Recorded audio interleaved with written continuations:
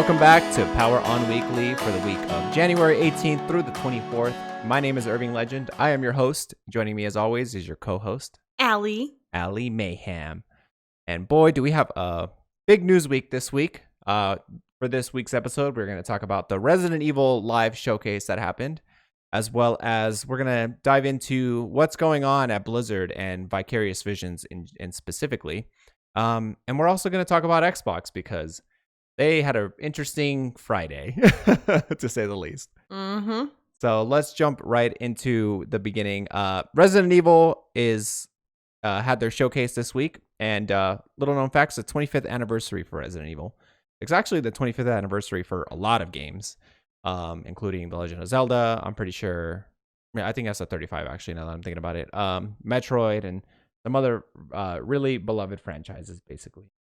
But Resident Evil had their showcase, and we knew that they were gonna show off Resident Evil Village, which is Resident Evil 8. And they didn't show a lot. I'm not gonna lie. I was actually kind of surprised of how little they showed. Were you also surprised? The whole showcase was really short. I was expecting a bit more. Mm-hmm.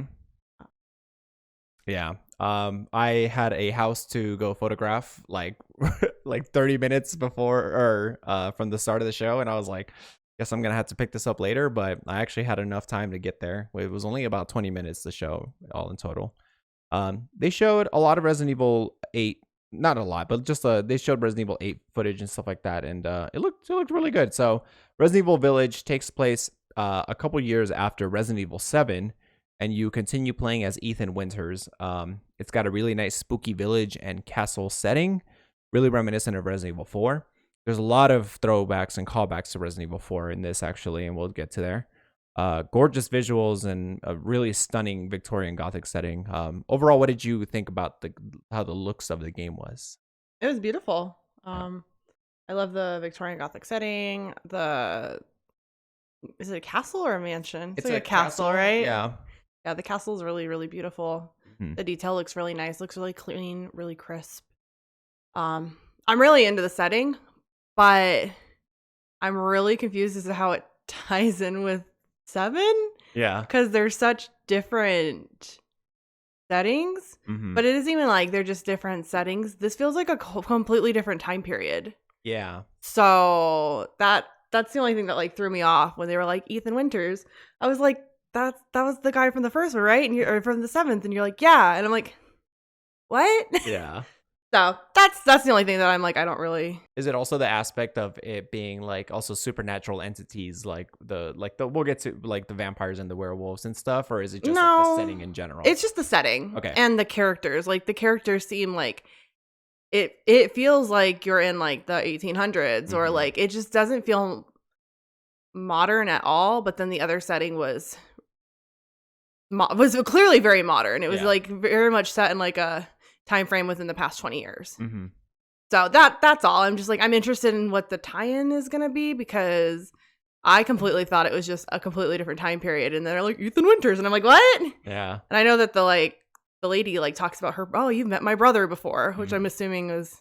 No, I think. Is that a reference to something else? I think that's a reference to earlier in the game, because I feel like you don't start at the castle, you start in the village. Okay. Again, calling back to Resident Evil 4. That's how it started in Resident Evil 4. Okay, I see. I guess because I was just like so set on like, oh, like Ethan, and he was in that like, you know, in that family's house, and so I was like thinking maybe it was a reference to that. I don't know. That's the only thing that throws me off. But got it. But not like in a bad way. I'm curious. I don't really understand what the connection is, and I'm interested to see what it is, because I did actually watch a playthrough of 7. Yeah. So, but yeah, no, but like it looks great though. I'm very, very into the time frame. Again, I don't. Yeah, the setting and the style. Yeah, and it looks, like I said, it just looks really nice. Like they put a lot of care into how it looks, I think. I completely agree with that. And you know, like a while ago they had mentioned that like the village is actually like it's a character in the game, similar to like how they said like Night City is basically a character in the game. And from what I understand from that is like what you just said right now, where it's a lot of like care was giving into it, and you can see it in this trailer because like the visuals were stunning. I I could see why you're confused as for the time frame. But for me, as because I played Resident Evil 4, Makes more sense. It makes more sense because like Yeah. even in Resident Evil 4, you're in a Spanish village, like or like not even village, but just like you're in the outskirts, like at the middle of like the mountains and whatever. And like even there, like they didn't have like a lot of like modern things. It was very like, you know, wood frames, wood houses, and fire to like, you know, whatever. I think it's just like a third world country kind of a See, feel. well, that doesn't throw me off though. It's even just like how the characters present themselves. You know what I Mm-hmm. mean? Like it doesn't feel how they're dressed and like not that like you necessarily need like if you're living in the modern time you have to like look Yeah. wear t-shirts and a blah blah blah. I guess it's just like everything though. Mm-hmm. Like because like there's plenty of places in Europe where you have your old architecture, but people are living with like modern day things. You know what I mean? For sure. And that's all. I mean, it's like I said, like, yeah, like, because in 7, you know, they're in a rundown town, Mm-hmm.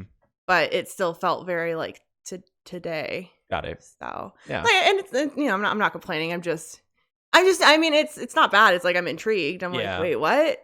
But it just threw me off because I know, like, the very first trailer that was released, Mm-hmm.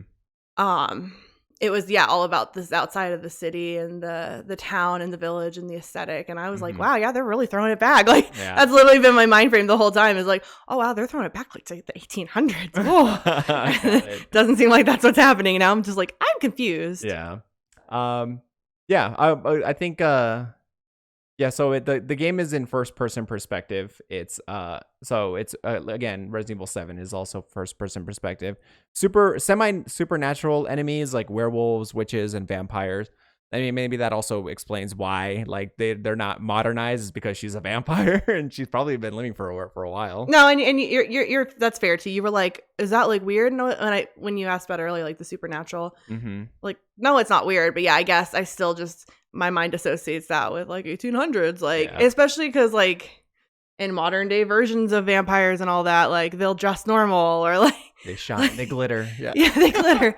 Well, no, because it's like right, because okay, going to What We Do in the Shadows, Yeah. the whole joke on that show is they're living today, Mm-hmm. still dressed in Victorian Gothic like Yeah. attire, and so it makes them really freaking weird and like even like you know, but like so like I don't know. So I guess it's just like even with that being like a running joke in a show, I'm like, oh, they're just like that. They must be from the 1800s. Yeah. Because even if you're a vampire, you're gonna blend in, right? You're gonna look like a normal person. But yeah, but this, I think this all, because it takes place in like a rural like village area that's not very modernized. I think that's also why it makes sense. No, for sure. Yeah, no, I like I said, I get it now. Like Yeah. it's just the like I said, first impression. I was like, oh, and now I'm like, oh, Yeah. huh? What? Okay. Avail- Where's it gonna go? What's the time? I just want what's the tie-in? You know, Yeah. that's all I want to know. Available for Series X, PlayStation 5, and PC. It's coming on May 7th. They also announced at the showcase that it's also coming to Xbox One and PlayStation 4. Pre-orders are available now. There's a bunch of editions that you can pre-order. You could do the digital deluxe edition that comes with a bunch of just digital things to help you out during your playthrough, as well as the collector's edition with a big Chris figurine, with a steelbook, an art book, and some other and everything that's included in the digital deluxe. There's also a Resident Evil 7 bundle that comes with Resident Evil 7 and 8. And when you pre-order the bundle, you get access to 7 right from the get-go, so you can play that while you wait for 8. That's cool. It's smart. Yeah. Smart if they are tied, since they are tied in to have that, and like, oh, if you didn't play it, like you Yes. said, and it's a good way to pass the time until May 7th. Like it's Yeah. not that far away, but it's just enough time to Mm-hmm. play that game and Yeah. get acquainted with the Yeah. There are a world. lot of, yeah, there are a lot of similarities in the gameplay. So at least like, you know, digging into 7, if you haven't played it, you'll be a little bit more familiar with it when you go into 8. PlayStation pre-orders will also receive a digital soundtrack, which I was a little bummed about. I like soundtracks, especially in video games that have good soundtracks. And Well, hopefully the soundtrack's terrible then. yeah, actually, you're right. As far as the gameplay goes, there's a lot of emphasis on guarding, crafting, inventory management. The inventory management is actually really similar to Resident Evil 4, where you have like you kind of said it was like a Pelican case. Yes, it literally was like how you like fit all your camera gear into a Mhm. Pelican case. It Yes. literally looks like that. In Resident Evil 4, it was a giant briefcase. You started off with a smallish briefcase that you could put your guns in, and you literally had to rearrange your ammo and everything to fit perfectly. It was kind of like a mini Tetris a little game, bit. yeah. Yeah. I mean, it's accurate. That's actually how like it is for like production crews and stuff. Yeah. Is like you have your Pelican case, and even if you don't have a Pelican case, you're like literally like, all right, how do I twist this flash to fit around this lens? Yeah. It's pretty accurate. Yeah. I'm sure you'll be able to upgrade the case as well, like you did in 7 as well. I mean, in Resident Evil 4. Speaking of Resident Evil 4 and upgrading it, the way you will upgrade it is by visiting the merchants, the "What are you buying" guy. What are you buying? And he makes a semi-return here. He's now called the Duke. He's a big fat man who basically you just like in Resident Evil 4 is what I assume. While you're progressing through the game, you run into him in certain situations and everything, and he'll sell you upgrades for guns, he'll sell you ammo, he'll sell you upgrades for your inventory and everything. So again, a lot of similarities to Resident Evil 4. He is very unsettling, though. I'm not gonna lie. He's Yeah. a little creepy. Yeah, a little bit. Yeah. But And I like how they adjust his character to fit the time and the setting, and I think it's cool that they like fit him in. yeah. But they could have gone with like a Jack the Ripper kind of style. Oh, okay. I don't know why, but like I guess because you're always talking about like the Trench coat. the trench coat. So like I can easily see him with like the hat and like the Jack the Ripper. Like that's kind of what I would have like assumed they'd go for. But maybe it's too samey from like previous games. Yeah, maybe. I do think it is cool that they like completely changed him up though. I agree, because like although I love the merchant, I think that just literally doing it again, especially when we're gonna get to it later, but Resident Evil 4 is seemingly being remade again, like they did with Resident Evil 2 and 3. Overall thoughts though, I was a big fan of Resident Evil 7. Up until that point, the game was going into a lot of action oriented games, especially with 6 and 5 was like, it was good, but it was still a little too heavy on action.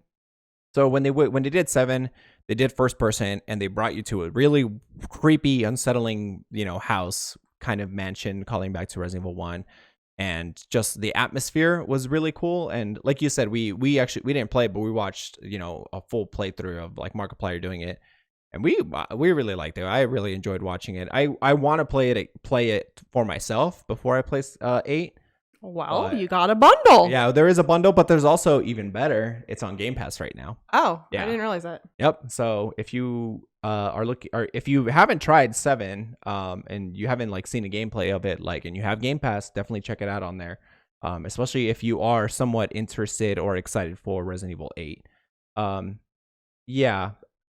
I go ahead. Sorry. Oh, I was just gonna say I am more excited for this setting though. Mm-hmm. Like 7 was really good. Okay, it's like, to be honest, I watched you play through the first Resident Evil. I wasn't really into like Resident Evil because I didn't like to be scared. Yeah. So I never like played like any of the horror games growing up. But like 7 was really, really good. But I don't know, like the atmosphere was great, but I also found the setting to be a little uninspiring and a little cliche.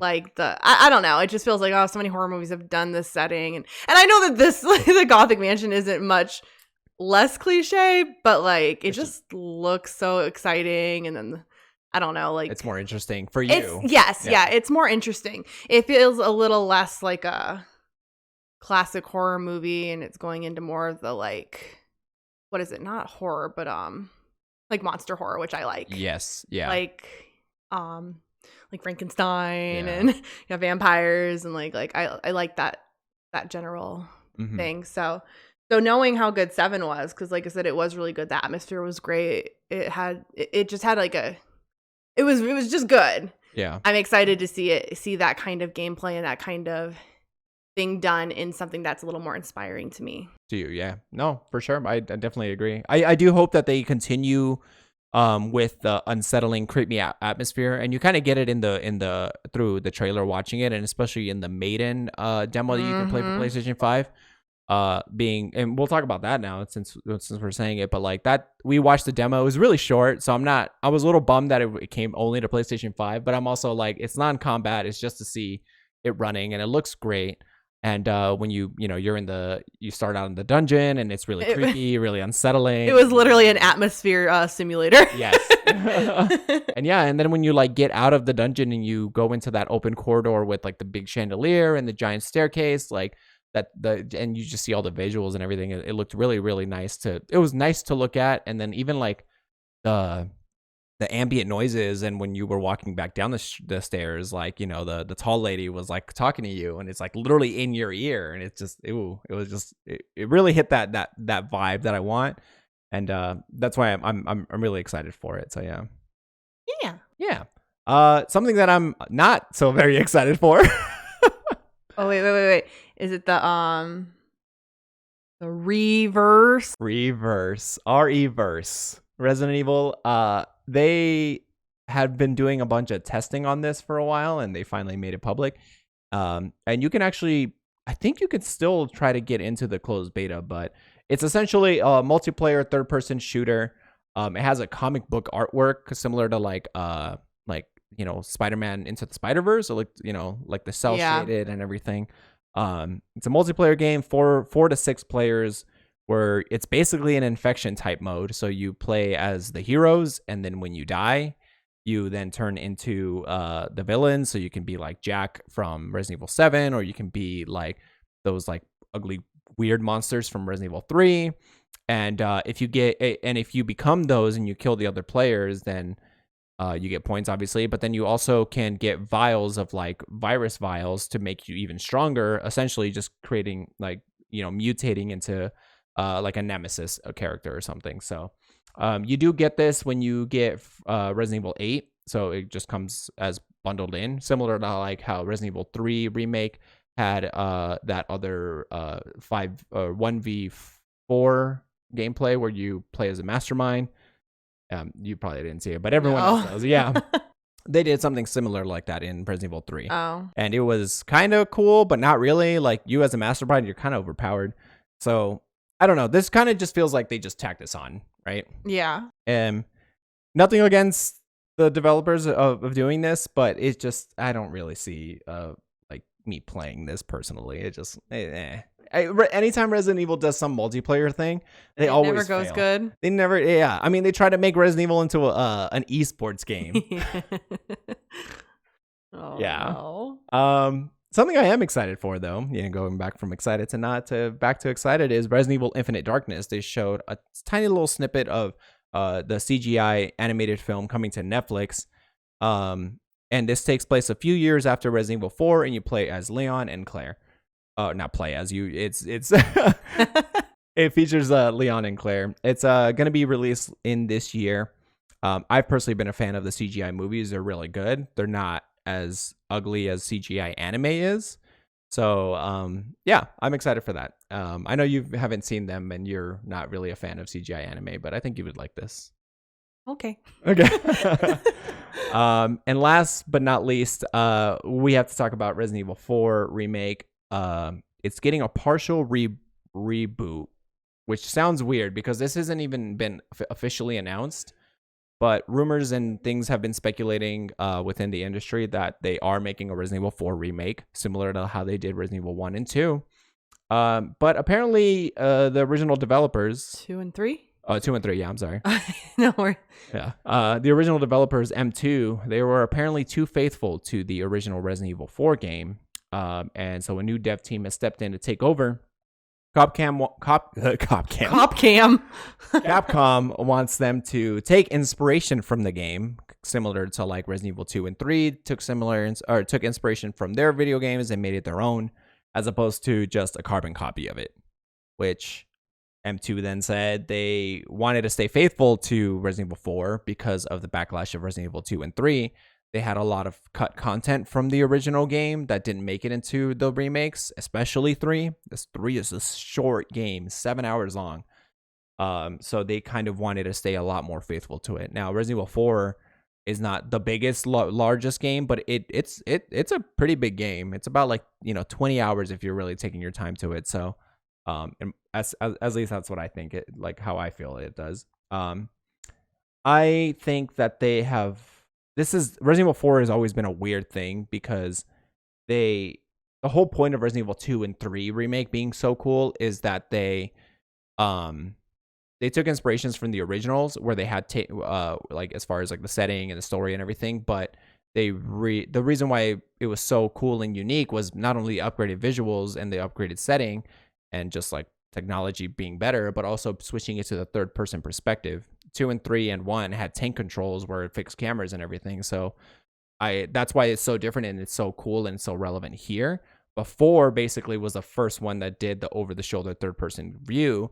So I think regardless, if they making a remake of that game was always going to be really challenging to compare it to like 2 and the original 2 because of that thing alone, like just the fact that it's always been third person. Someone on Twitter had a really interesting thought of saying, like, instead of making it third person, why not make Resident Evil 4 but with tank controls and fixed cameras, which I think that's super cool. And they should hire that guy too, right?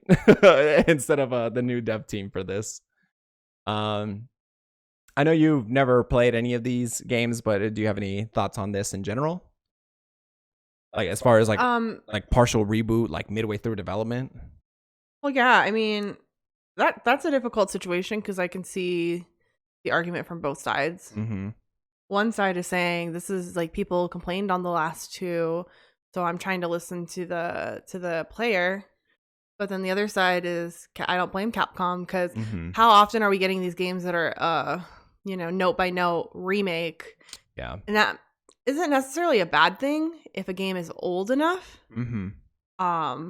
Like Spyro, I loved was a beat by beat. Yeah. But like I also see them wanting take inspiration, but make it a little different, modernize it, make it something that's a little different and gives people a little bit more incentive to come back and not play it just for nostalgia. So I don't know. I don't really know who was in the right there. Like both sides have really valid arguments and valid, points of view. I think the perfect example is what was it? Stardew, not Stardew. I'm sorry. The Harvest Moon. Harvest Moon did a remake of a beloved game, but Friends of Mineral Town. It was literally a carbon copy, just with prettier graphics, right? Carbon copy, and it was a great game for the time. But yeah, like I said, today it needed to be reinvented just a bit. Yeah, it needed more polish, and it needed some quality of life things, and it needed something to make it a little more interesting, innovative at the time, not innovative today for a complete total beat by beat remake. Yeah, I agree, and that's also why I've always said that I don't think 4 needed a remake. I think they needed to go back to 1 because although 1 is a like if you go back to the GameCube Resident Evil 1, that is technically a remake of the original Resident Evil back in the PlayStation game or PlayStation 1. But I still feel like that one would benefit way more from a remake similar to 2 and 3 because that was one of the ones that had tank controls. And I love that game so much. So I would personally have rather seen that get a remake as opposed to 4. But this also means that whatever time they were spending on this, now they have to push it even back further. So we probably won't even see this game until later down the line, 2022, 2023, basically. Yeah, no, for sure. Because that puts development back a lot. Yes. Because they're really having to go back to the table and go, okay, here's what we have. What do we want to change? But that's basically all they showed. Again, it was a 20-minute showcase. Just, half of it was pretty much Resident Evil 8. The other half was just everything else. But I am looking forward to Resident Evil 8. And I know a lot of people are also still excited for it. Allie, did seeing the tall lady in game change your mind? Are you a simp for her now or no? No. Okay. Like, people are so weird. I don't know. Yeah, she's a tall lady with big boobs, but okay. I don't know. It just kind of came out of nowhere, but yeah. I'm not even surprised by game and anime fans anymore. I love the memes that are just coming out of this, where it's all like, are you trying to make me scared or are you trying to arouse me? Like, I don't really get what these and people are saying, like, well, it looks like I'm never beating Resident Evil 7 because I'm not going to kill the tall lady. Oh, no. Sorry, yeah. But I want to know what you guys think about the Resident Evil showcase. What are your thoughts? Let me know in the comments below. Are you excited? Are you skeptical? And what is your favorite Resident Evil game? I want to know. Let me know in the comments below.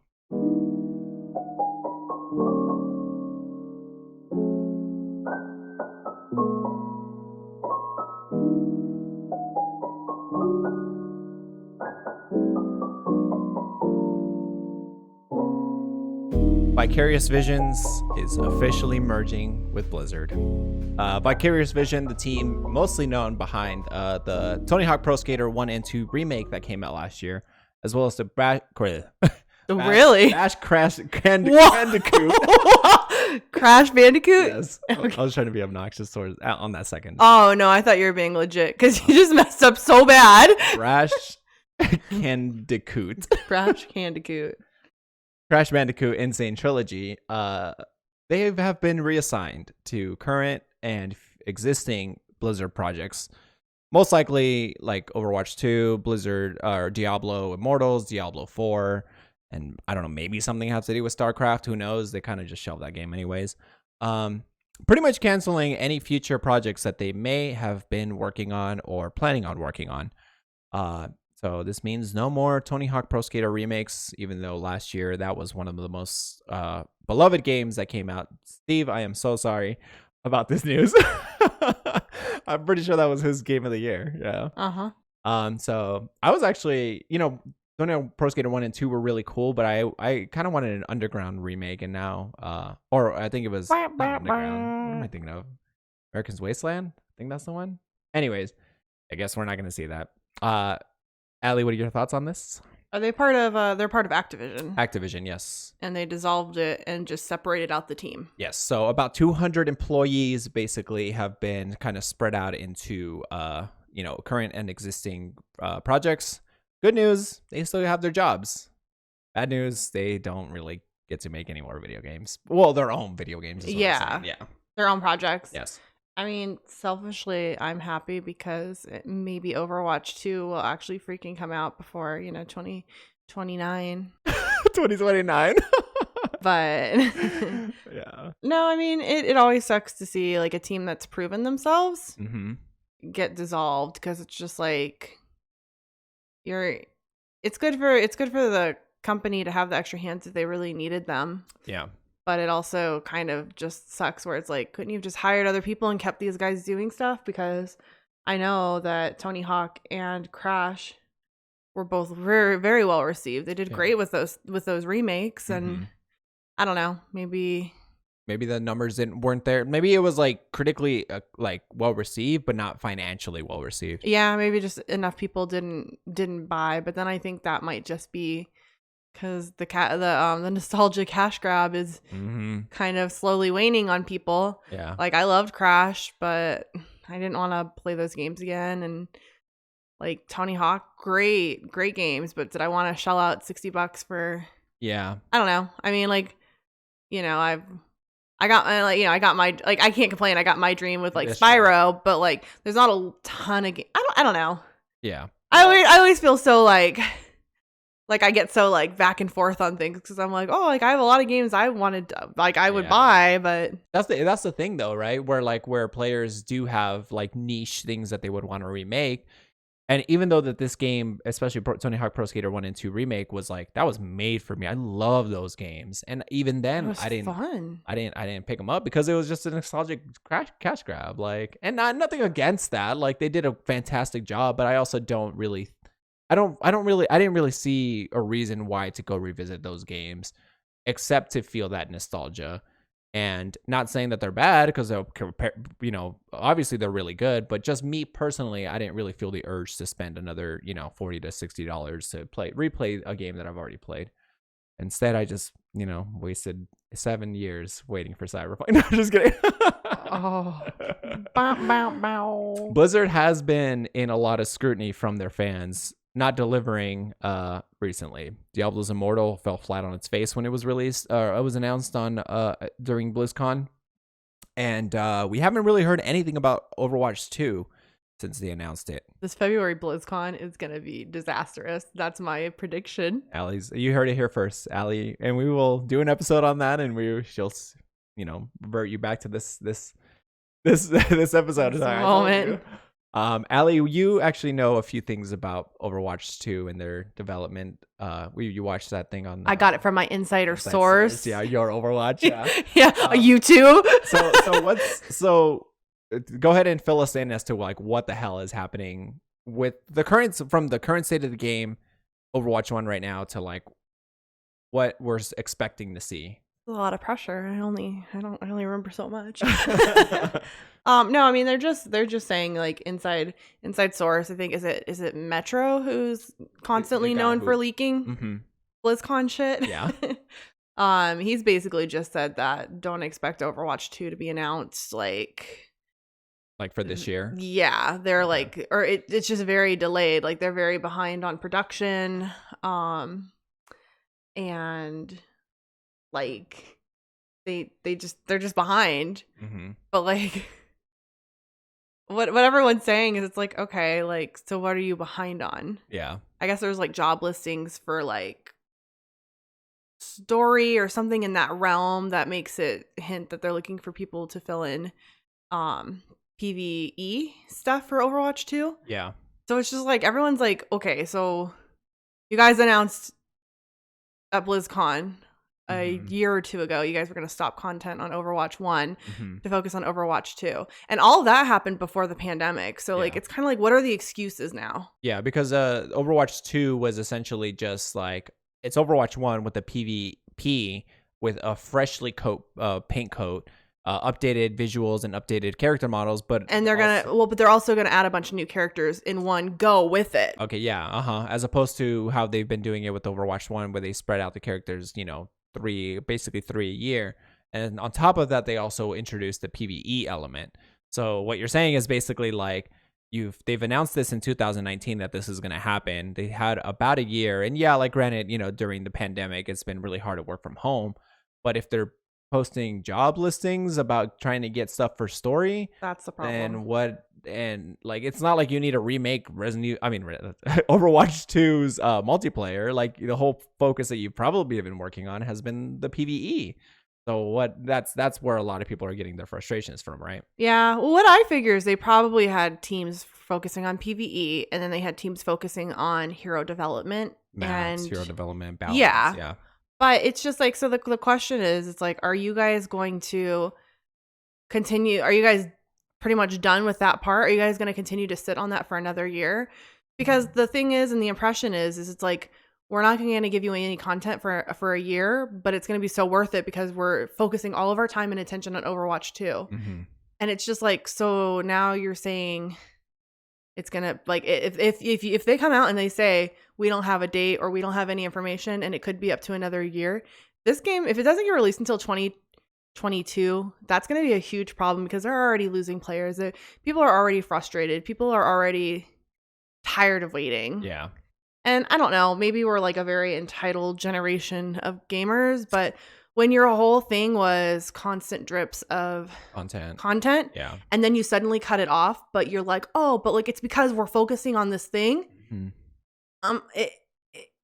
You gotta give. Like, it's not even necessarily it's for the health of your game. Yeah, it's not even in a selfish like, oh hey, like I don't know how to explain it. Like it's for the health of your game though. Yeah.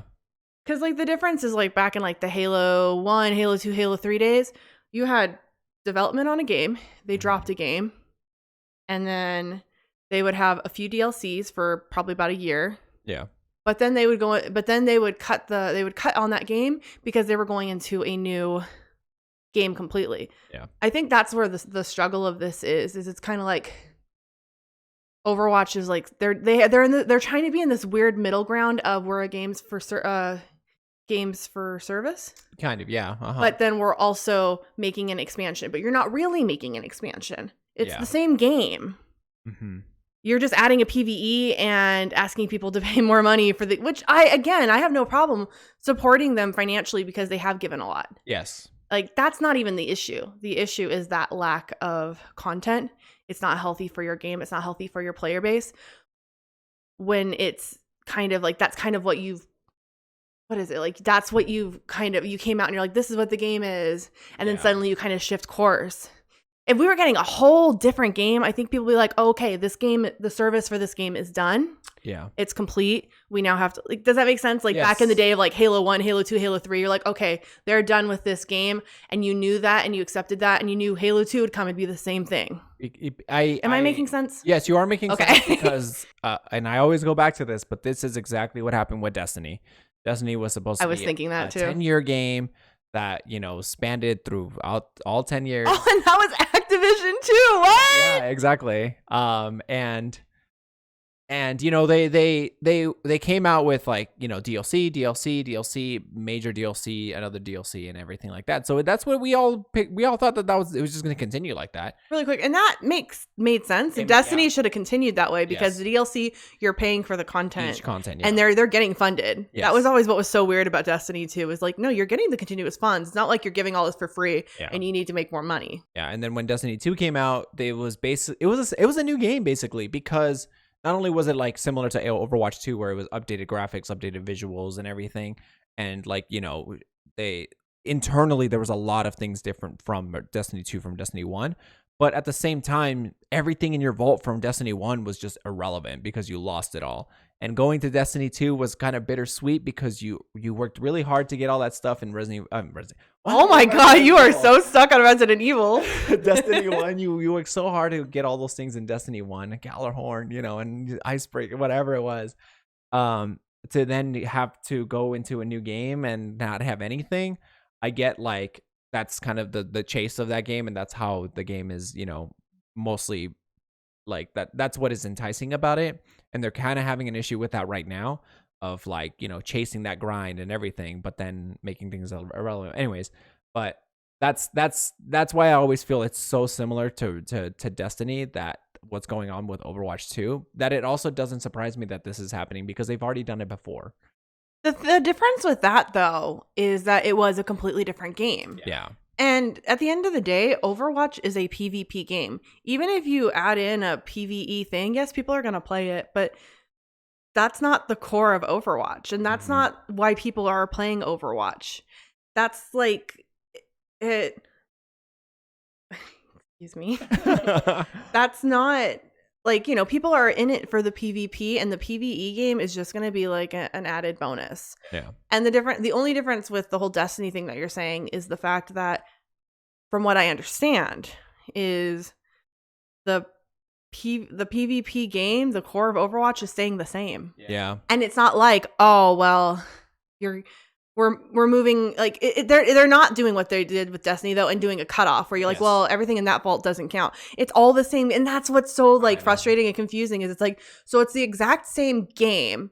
I'm even going to be able to play on my old console, play with new consoles, play with people who have Overwatch 2. Yeah. But it's just like there's not enough of a difference and distinction for development to take this long and for you not to release anything. And just at the end of the day, the health of their game, if they go another year without releasing anything, it's going to really hurt them. And I don't think they're going to get the return that they think they're going to get. They kind of need to like almost drip out some of the content that they've been holding on to, or we're going to hold on to, and maybe just look at it and be like, well, the development's going to take an extra year than we planned on. Release 2 or 3 heroes, and then in that time though, develop 2 or 3 more heroes for the release of Overwatch 2. Like, kind of just, which personally is what I think they should have done to begin with. This development should have taken what I'm expecting it to be. Instead of releasing in in the next few months. I feel like this game should have always been released in 2022, 2023. Should have had a smaller team developing it that maybe ramped up once they actually knew when a goal was going to be able to be accomplished. Instead of literally going cold turkey. Yeah. It's literally like taking someone who's been smoking their whole life and being like, all right, I'm going to take your cigarettes and just, like you can't just do that. It's not good. You got to make it gradual. Yeah. Maybe have released less content over the last year or two, but like cold turkeying like this, like to focus and then not getting anywhere with it is just, I don't know, it's just not healthy for your game. It's not healthy for your fan base when there's an expectation there. Yeah, I guess we'll find out what they do. I do hope that they do something like that and they announce it during BlizzCon, because even though the game will most likely be pushed back to a later time than they originally probably wanted to, being that this year, they at least need to make some sort of compromise because the player base of Overwatch is not doing so hot. The content creators aren't doing so hot, and yeah. Well, yeah, because too the other thing is, so we got our last anything this week or this month, and it's the Kanazawa map. Deathmatch, yeah. Yeah, and then but what do? They pick. Oh my god, the map looks beautiful. But they pick a very niche game mode. Yeah, like I know people play it, but that's not like that's literally I'm queuing and waiting game mode, or like I'm a sweaty tryhard game mode. Like they could have at least made it a map that was going to be accessible and usable for more people. Like any of the like other, game types, you use every single map. The deathmatch maps are only for deathmatch, so it's just kind of like on top of everything, oh, you finally released something and it's a very niche, like not everyone is really going to use it thing. Yeah. So it's just, I don't know. It's frustrating. Yeah, we'll see. Well, we'll hopefully, even though Vicarious Vision won't be working on Tony Hawk Pro Skater. Sorry, Vicarious Vision. I turned it into an Overwatch rant. I apologize. They may, that maybe they'll get the Overwatch team and Diablo team will get extra help from these handful of developers who are now tied to that basically. Some of these 200 people can develop the heroes that will be released a few years from now after they release the heroes that I need them to over the next few weeks, months. You heard it here first, guys. Don't worry, I got you guys. And last but not least, we'll quickly talk about Microsoft and their big Friday that they had. It was Friday, right? Friday or Thursday that happened? Something. Yeah. During this week, regardless, Microsoft announced that they were increasing Xbox Live Gold membership prices. Originally like $9.99 for 1 month, it was going to $11, $24.99 for 3 months, up to $30. It was $39.99 for 6 months, now going up to $60, and then $60 for a year. But now they changed that to, or they did change that to $120 per year. The price would stay for existing players. So if we had, Xbox Live normal gold, and we had it on auto renew, our prices would stay the same. This was only prices for new memberships, which I find that very not consumer friendly if you're trying to get everybody on board to your ecosystem, especially with an Xbox Series S or something. This was also an obvious push for players to then upgrade to Xbox Game Pass and Game Pass Ultimate. Again, we've talked about it so many times, but that is one of the best deals in gaming that you can get right now. So before we get into the next part, what did you think about this when they announced it, earlier in the day? I have two thoughts. There are two, different thoughts on this. One is anyone who didn't put 2 and 2 together that them buying Bethesda was going to likely equal a Game Pass or something increase is an idiot. Like, I'm pretty sure we even said this when they bought Bethesda, that likely they're going to have to pay for that somewhere, and it was going to come in the form of probably memberships or something going up at some point. Ads. What? Ads. Like video games. Oh, yeah. No, don't give them ideas. No. No, you know what I mean? I mean, because it comes with the territory of anything, like Netflix, Hulu, all of them, when they've acquired stuff, have had to up things to offset those purchases. Yeah. However, Xbox, you were to a point of doing no wrong for me. Here's my issue. I don't think that a price hike would have been a problem if it hadn't been in the middle of a pandemic. Yeah. Oh, okay, let's do it during a time when people are already struggling to pay bills, and B, how much it is. Doubling it is too much. Do it gradually over a few years.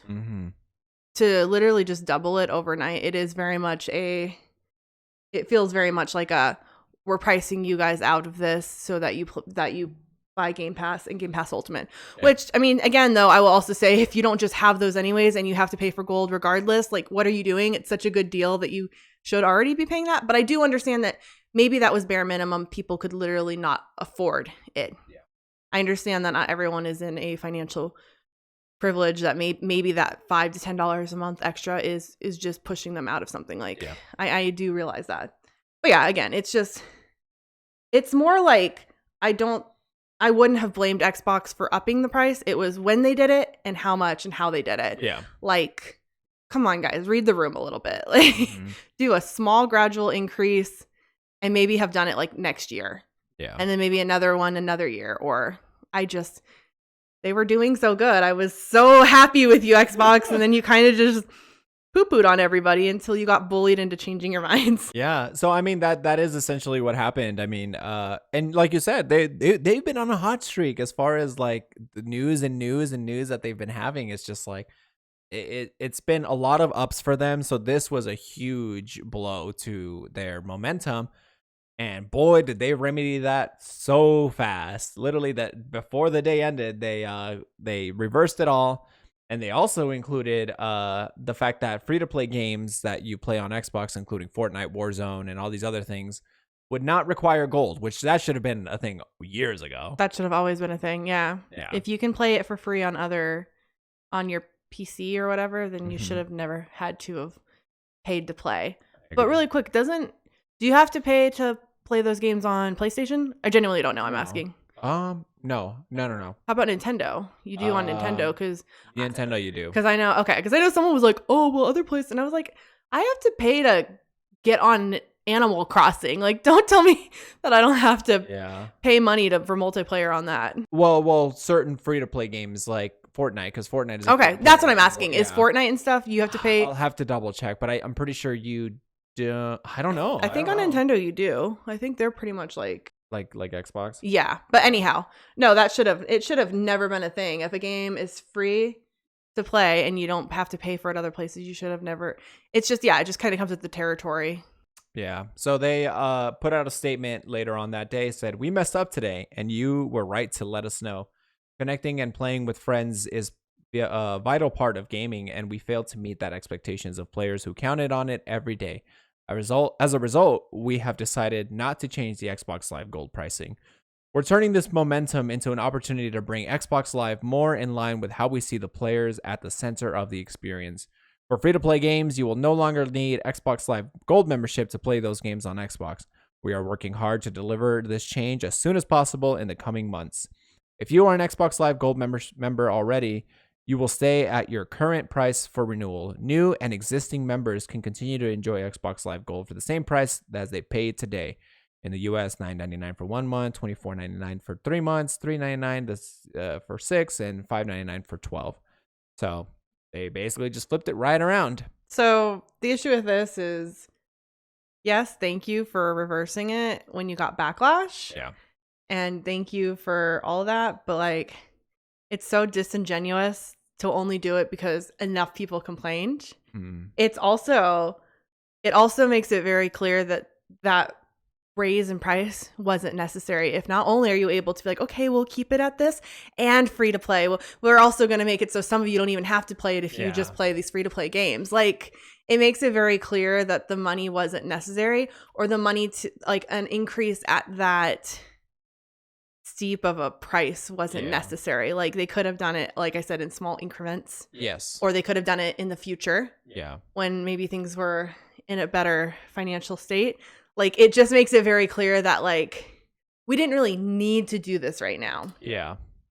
No, I agree. They like you said, like maybe they needed to recoup that $7 billion or that they spent on Bethesda, but and that's fine. And I genuinely am like, you got to get that back somehow, but yeah, but I think that from what I understand from here, I feel like they would rather stay in the grace of the players, you know, that like the limelight, basically the good grace of the players, than to get a couple of extra, you know, couple bucks, basically. A couple of, I mean, saying in air quotations, basically. No, absolutely. And that is pretty much what this is saying, is we care more about what you guys think and your guys's whatever more.